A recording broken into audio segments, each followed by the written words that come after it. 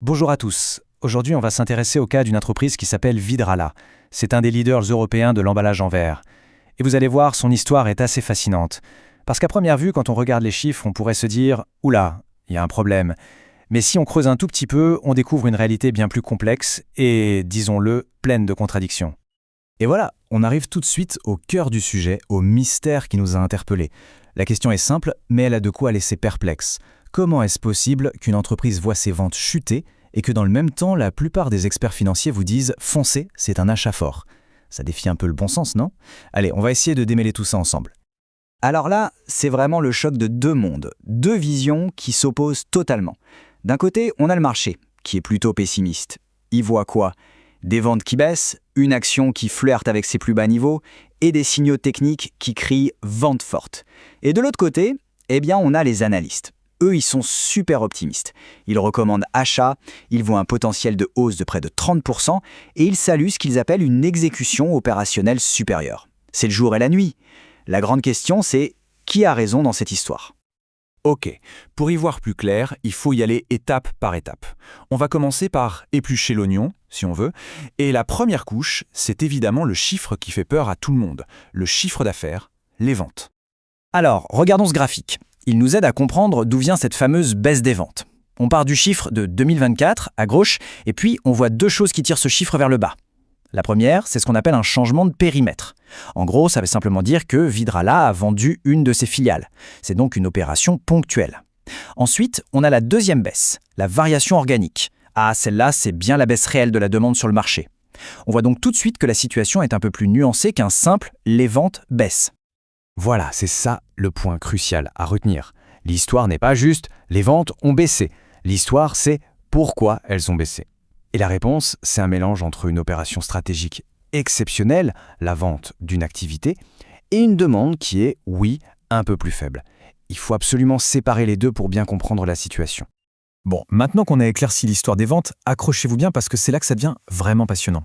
On entre dans ce que j'appelle le paradoxe du profit. Et la question est simple, comment est-ce qu'on peut vendre moins et pourtant être plus rentable? C'est le premier vrai retournement de situation de notre analyse. Et la réponse, elle est juste là, sur ce graphique. C'est le moment clé de notre explication. Regardez bien, comme pour les ventes, on décompose la variation des profits. Et qu'est-ce qu'on voit au milieu? La fameuse variation organique, sauf que cette fois, elle est positive, plus 0,5%. Ça veut dire quoi? Ça veut dire qu'à périmètre constant, même en vendant un peu moins, l'entreprise a réussi à dégager plus de profits. Son cœur de métier est devenu plus rentable. C'est assez incroyable. 29,3%. Retenez bien ce chiffre. C'est la marge de profit opérationnel de Vidrala. C'est non seulement un record historique pour l'entreprise, mais c'est aussi la clé qui explique tout le mystère qu'on est en train d'explorer. Et ce graphique, il nous montre noir sur blanc comment ils y sont arrivés. Regardez, la marge est passée de 27,8% à 29,3%. Ça fait une hausse de 150 points de base. Bon, en langage plus simple, ça veut dire 1,5 point de pourcentage de mieux.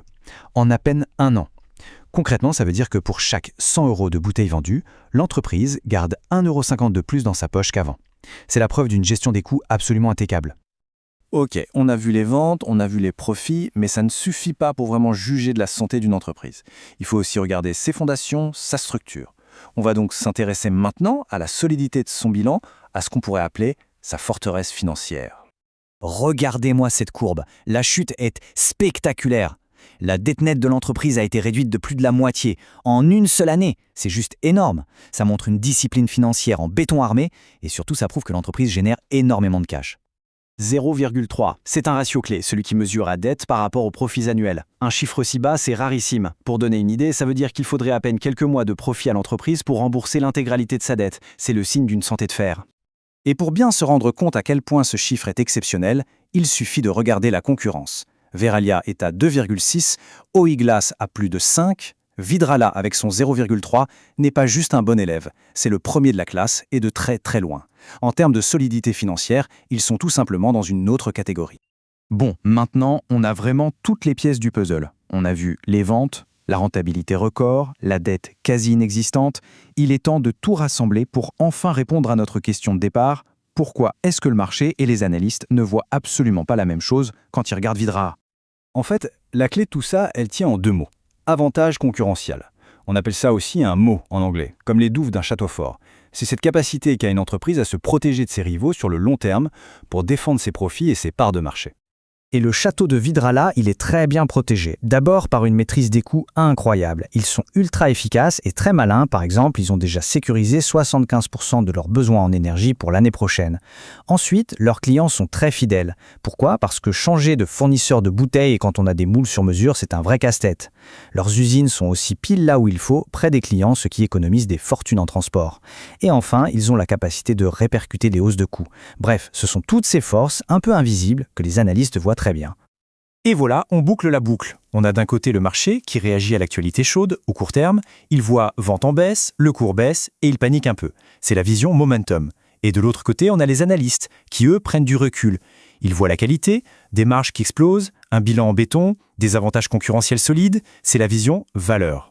Deux manières de regarder qui mènent à deux conclusions radicalement différentes. Tout ça fait penser à une fameuse citation de Warren Buffett qui disait « La bourse est un mécanisme de transfert d'argent de l'impatient au patient ». C'est exactement ça. Ça résume parfaitement cette tension entre la vision à court terme et l'investissement patient, basé sur la qualité réelle d'une entreprise. Et finalement, ce cas de Vidrala nous pousse à nous poser une question plus générale. Derrière les gros titres qu'on voit partout, derrière les chiffres qui semblent évidents, combien d'autres histoires comme celle-ci se cachent ? Combien de fois une analyse un peu plus poussée pourrait révéler une réalité complètement différente ? C'est une bonne piqûre de rappel, je trouve, pour toujours essayer de creuser un peu plus loin que les apparences.